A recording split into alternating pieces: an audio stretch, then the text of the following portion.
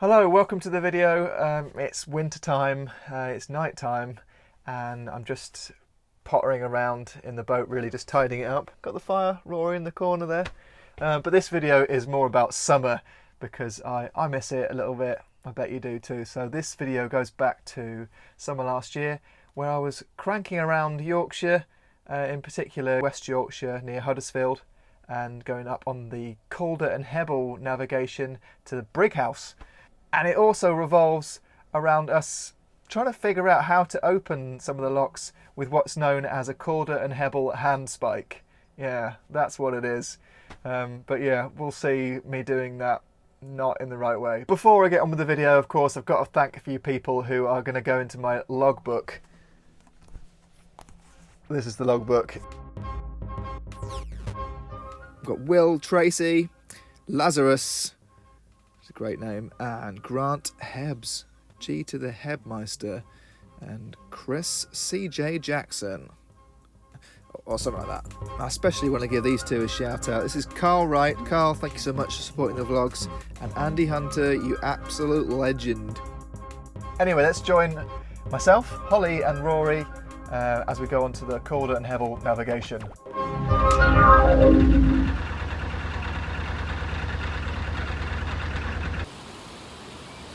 Right, so this is the Huddersfield Broad Canal, and now we're on to the River Calder. There's a weir here that I've got to avoid, obviously, and myself, Holly and Rory, who are on their boats there, we're going to go over this way.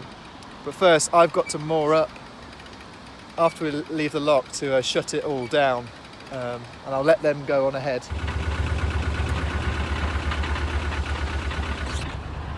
Alright, good luck. Keep on radio contact. Remember to duck for this bridge, Rory. Oh no. Right, I better shut the gates quickly and get back on board. Right, both of us are safely on the river. There's only one thing left to do, and that is crank it. Go.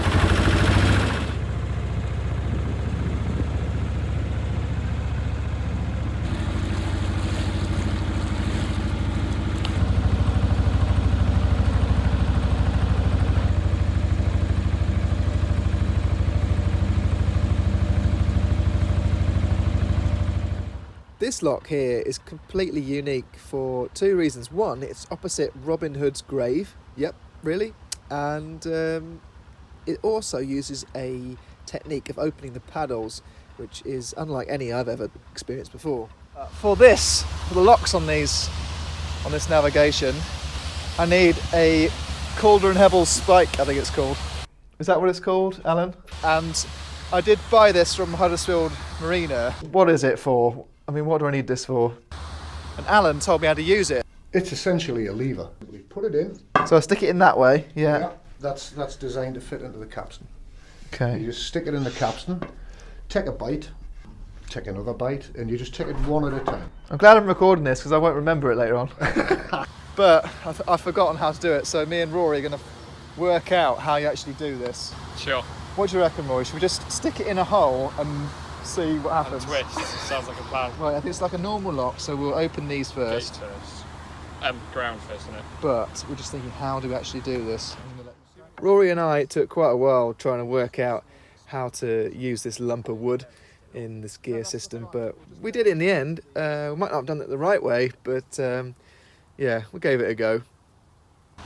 That was quite a strange moment because I've never done anything like this before, and neither has Rory, and we're just both together trying to work out how this ancient technology works, because this is hundreds of years old, isn't it? This method.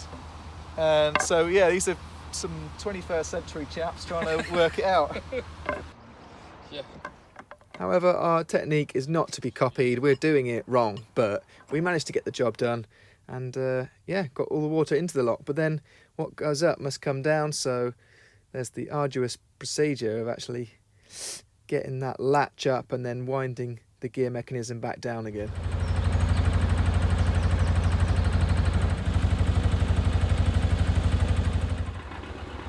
This is a beautiful mooring, and I would stay here because you've got like a lovely island to explore over here, because the river runs around this cut. We're cutting through to join the river again, but yeah, lovely little island to explore there, and just a really peaceful mooring. Holly and Rory haven't actually got one of these spikes, so I'm going to help them get to their destination at least. And it is Holly's birthday, so you know, it's the least I can do. Otherwise, I'd definitely moor here. Very nice.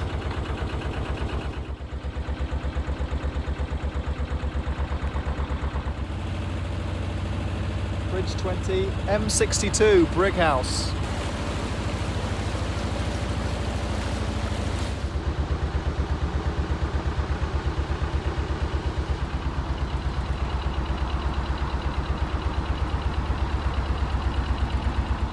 Right, so that's a flood lock we're just passing through, and yeah, it would be all closed if the water levels would be, if there was a flood, obviously.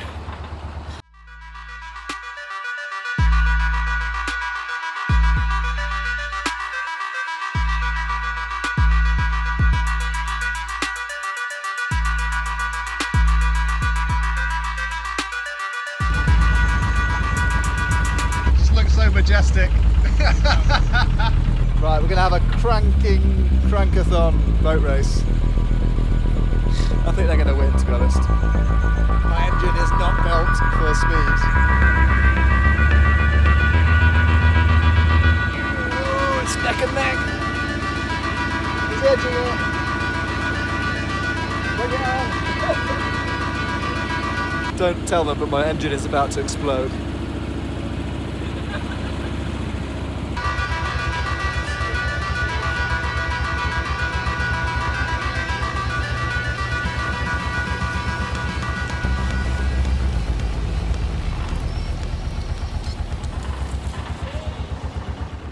Okay, so it's Holly's birthday, so I've obviously let her win, you know, because I could have easily beat them.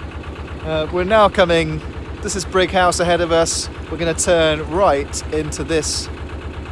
Well, there's two locks, and I think one of them has a boatyard marina type thingy next to it. We'll see.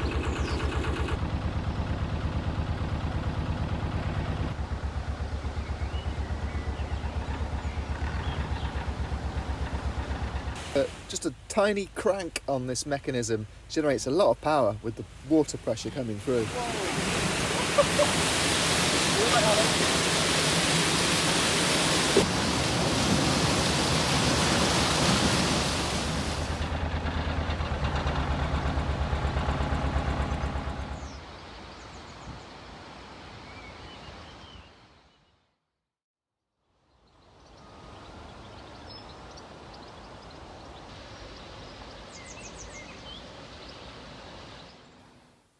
While Cranky Crew producer Holly and her boyfriend Rory were at work, because they have normal, hard-working jobs unlike mine, I decided just to explore the basin here in Brighouse, use some of the facilities, and also do a little bit of painting on my boat because it needed it.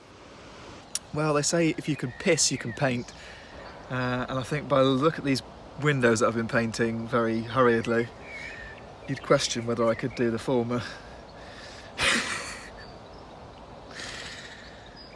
Well, it's got to be done, so I think just a covering is going to help just make it look a little bit more photogenic and just provide protection from the elements. Because right now, they look a damn sight better than they were, so that'll do. Without a washing machine on board, I'm often looking ahead, thinking where the next launderette is. Well, luckily, Brighouse has one. A little bit of a walk from the boat, but once you get there, it's all good. Classic sort of old-fashioned machines and some rather saucy books. But there's another reason to stop in Brighouse, and that is Bob on the Wing.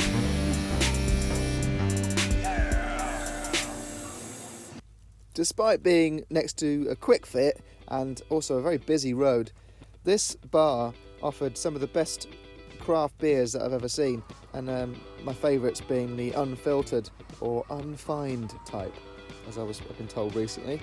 But yeah, really friendly, dog friendly. And as you can see, they also have cask ales as well. Next one, we've got Miller's Bar. This is right next to the canal and also next to this huge climbing wall. This was actually an old grain silo, a local lad was telling me, and also the UK's tallest man-made climbing wall. But I was a little bit more interested in this beer from a Saltaire-based Salt Brewing Factory. Delicious. So yeah, cheers to that.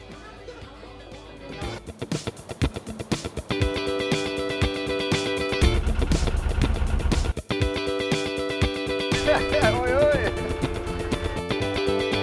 Hiya!